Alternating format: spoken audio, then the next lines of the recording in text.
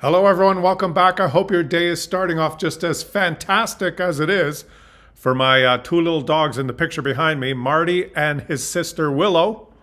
It's another great day here in the wonderful country of Canada, and I'm going to share some very positive news with you. It seems there's a lot of coverage across the media whenever there's a doom and gloom story, so let me share some positive headlines here that maybe you haven't heard. Reported here on the Yahoo Finance business page on March 30th, Canada's economy charged ahead in the first quarter of 2025. Canada's economy grew 2.2% in the first quarter. That would be January, February, March of this year. That maintained the pace recorded in the final quarter of last year and significantly exceeded expectations. CIBC economist Andrew Grantham cautioned that while the real gross domestic product growth was solid, the number was flattered by a surge in exports as companies look to front-run potential U.S. tariffs. And while our economy was surging forward in the first quarter, as reported here on Market Watch on May 29th, regarding the United States economy, their economy shrank by 0.2% in the first quarter. The U.S. economy officially shrank for the first time in 3 years because of a surge in imports that pushed the trade deficit to record highs. Slower consumer spending was another factor. And guess what? That slower consumer spending that's manifesting itself in the U.S. economy is not going to just be a U.S. consumer phenomena. There's going to be a lot less consumers from all around the world spending money in the U.S. As the United States economically illiterate president continues with his policies of insulting, berating, and threatening and launching a trade war with everyone in the rest of the world, and let's just get his face off this screen and put something a little bit more pleasant up there. What he in effect is doing with the excuse of the desire to bring back manufacturing to America is this. He's created a narrative within his own country that everyone in the world is responsible for the U.S. problems, that it's those Chinese and those Vietnamese and those Canadians that are really bad and really nasty, that really don't play fair, that are really treating us badly, that we have trade deficits with. Those nasty countries are cheating us. They're taking our jobs, and we can't do this anymore. It should never have happened. Those terrible, terrible presidents that came before us let this happen. It should never have happened, and we need to fix this. And what we're going to do is we're going to punish all those countries. And he's built this narrative within the United States that if he imposes tariffs on the import of goods from those countries, Canada included, that somehow that will punish all those countries, all those evil foreign countries that are taking advantage of the United States. That will punish them, and that'll make America great again. Now, there's a couple of small problems with that rhetoric. It's not China or Vietnam or Canada that's going to pay the import tariffs on goods that are exported from those countries into the United States. It will be Americans, American companies that import those things, that pay the tariffs, and then they will pass on those increased costs to American consumers if they resell those products or if they use those products in the manufacturing of anything that they manufacture in the United States. It will be a cost, a tax that will be paid by Americans to the American government. And the thing that's so disgusting with his narratives that has fooled millions, tens of millions of Americans, those very Americans that will pay the tariffs, is the following.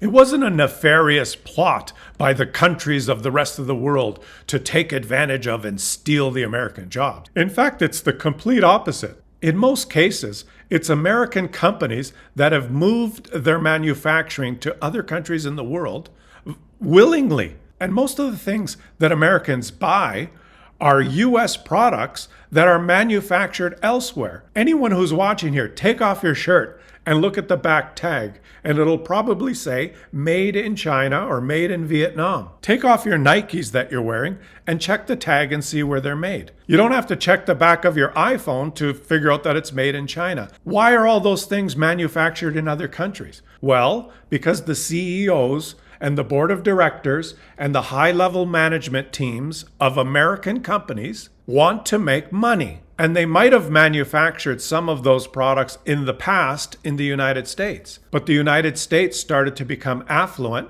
and the United States workers started to demand more money for doing their jobs. So as the cost of manufacturing and making products in the United States started increasing, those capitalist leaders of a lot of American companies said, well, maybe we should start manufacturing our products somewhere where we can pay people 50 cents an hour instead of $50 an hour. And there were places like that in the world. It wasn't the governments of those countries that came to the United States and blackmailed all the economic elites that ran most of the major corporations in the US.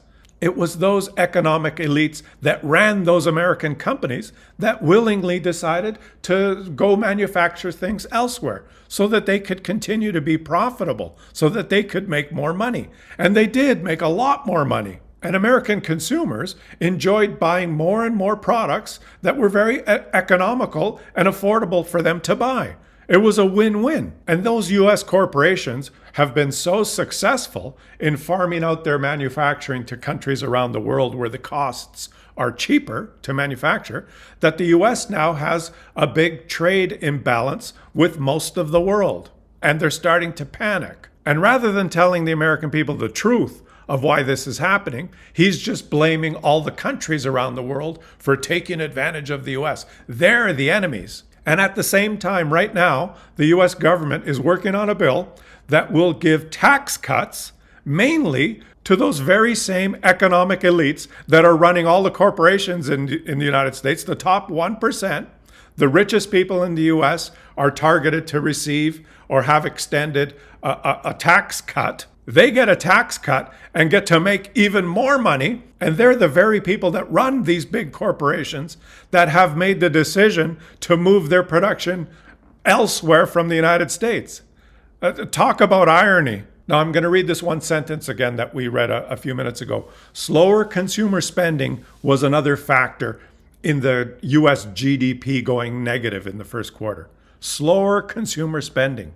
And they're referring to consumer spending within the United States. CTV News reports catastrophic, a word to describe Canadian bookings for U.S. travel drop sharply. The number of Canadian residents returning from trips to the United States has dropped 6.4% between December and January of this year. That's not counting any trends that have emerged following U.S. import tariffs, which were activated in early March. One industry monitor recently found that demand for Canada-US flights is collapsed, with cross-border bookings down more than 70% for this spring and summer.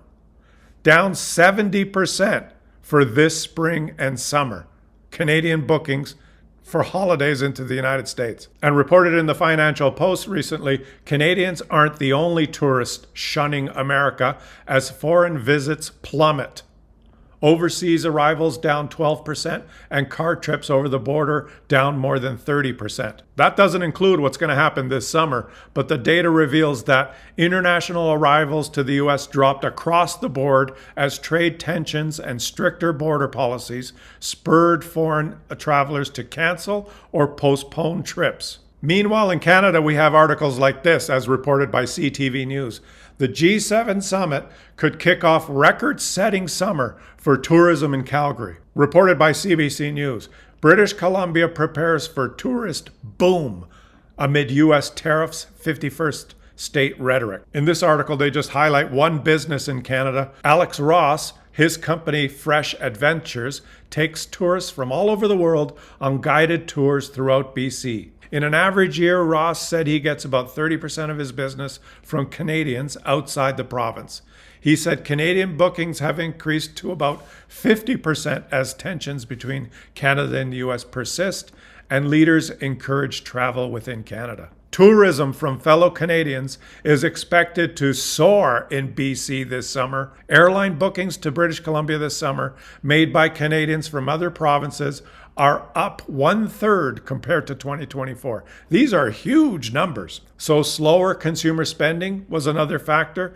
Get ready for a lot more slower consumer spending from all consumers from around the world in the United States. And I know that there will be a lot of MAGA type Americans that'll say, well, so what? We don't care if the rest of the world comes to visit us. We'll make ourselves great again on our own. And that economically illiterate way of looking at things is just Well, sad, because the U.S. travel and tourism industry is a major economic force with a market valuation of $2.8 trillion in 2023. The sector contributed $2.6 trillion to the U.S. economy and supported 20 million jobs. The industry generated over $585 billion in tax revenue.